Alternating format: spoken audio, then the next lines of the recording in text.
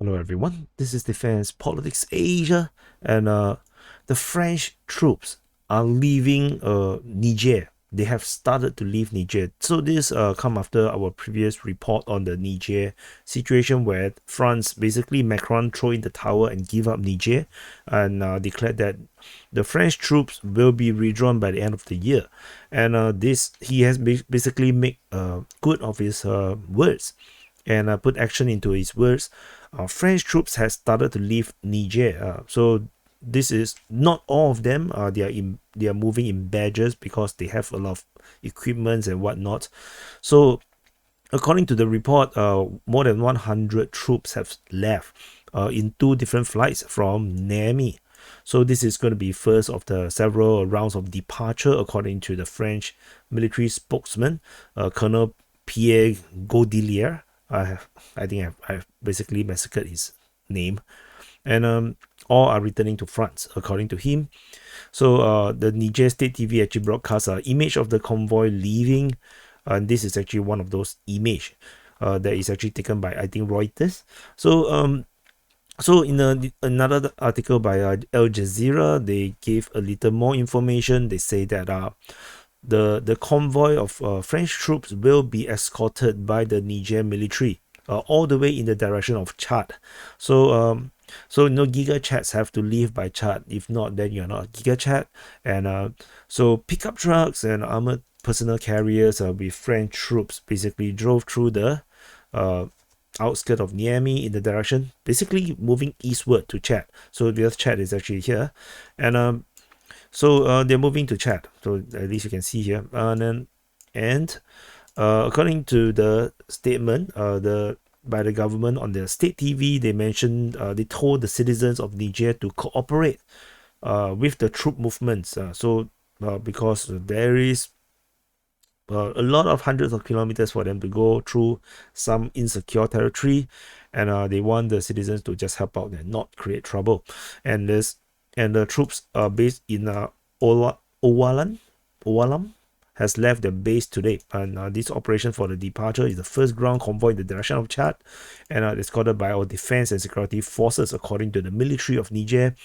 And then on top of the departure in the land, as mentioned in the previous article, 2 actually departed via the airport at Niamey, the 97 Special Forces, as well as 1 dedicated to logistics. So basically, that's the beginning of the end for the chapter of France within Niger. Then we have the Americans suddenly make a very belated announcement. They formally declare a coup had happened in Niger. So funny. So after the whole world have already acknowledged that this is going to be a coup and the previous president is not going to have a chance to come back, the United States basically finally gave up that the previous president is not going to come back into power, and they have officially declared Niger has removed a democratically elected president via military coup. So because of this declaration, they're going to suspend assistance to Niger in terms of money. However, this only money, the US troops is going to stay in Niger. So this is a very bizarre to me. So basically, this declaration limits what assistance USA can give to Niger, and this is only made after they became clear that the military government is not going to return to democratic order soon. So according to the senior officer, which is yet another anonymous guy, I'm not sure what's wrong with American, but no, it's always anonymous. So they say that we are taking this action because over the last 2 months, we have exhausted all available avenues to preserve constitutional order in Niger. So, and the spokesman for the Department of Defense, Matthew Miller, has said that 200 million in foreign assistance has temporarily paused to Niger, and so that was paused in August. They're now officially suspended. So maybe this is maybe because USA has run out of money and they need more money to be sent to Ukraine. So this is the good excuse to take some money from this part and then put it into somewhere else. And remember I mentioned about the United Nations, blocking Niger's speaker, foreign minister. Niger has now reacted. So they have demanded the UN resident coordinator to get out of the country within 72 hours.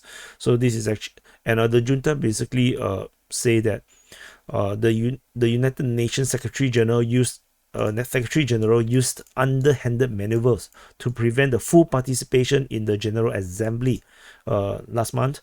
So, and this is one of the reasons that they want to kick out this woman over here. So the junta basically wanted their previous ambassador to be their foreign minister, and since he's already at New York, he will be able to speak on behalf of Niger.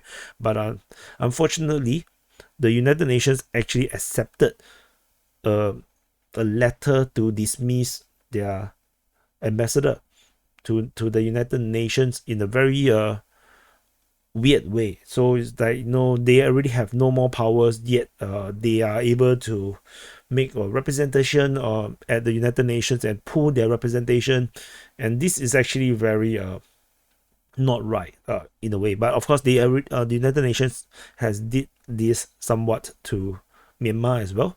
So yeah.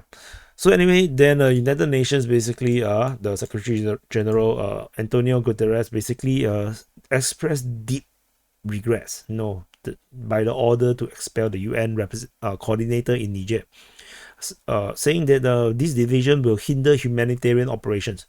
And I find it though a bit weird, because this is why Niger must have humanitarian operations. Niger is starting to sell their resources at market prices. They are no longer allowing France to take advantage of them, taking resources at a very low price. So I think it is not going to be a big problem. Niger is most likely will be able to solve their own humanitarian issues, and as long as a relationship between Niger and other countries resumes to normal, they are able to trade and everything, I think life will go back to pretty much normal in Niger, perhaps even better than normal. So the Niger is very disappointed. They basically say that UN is actually creating trouble, and to prevent Niger to get back to peace and stability.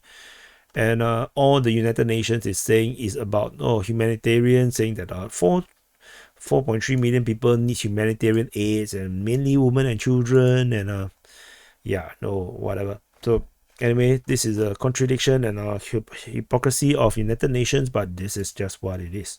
Welcome to reality, and thank you for watching. And the reality tells you to press the like button, and of course, if you are new to this channel, do press the subscribe button, and hopefully you enjoy this break away from Israel and Palestine. And thank you for watching, and I'll see you in the next update.